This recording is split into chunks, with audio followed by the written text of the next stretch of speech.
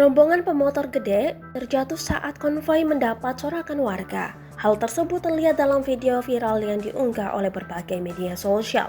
Salah satunya diunggah oleh akun Instagram @memomedsos pada Minggu 28 November 2021. Bahkan, tak ada seorang pun warga yang menolong dalam video tersebut. Pada keterangan unggahan tertulis bahwa kejadian itu terjadi di Situbondo, Jawa Timur. Terlihat dalam video, rombongan motor gede atau moge itu sempat menghambat lalu lintas jalan karena banyaknya motor gede yang menutup jalan raya. Belum diketahui pasti kapan peristiwa tersebut terjadi. Crash bro. Rangkaya nih bos, Rangkaya.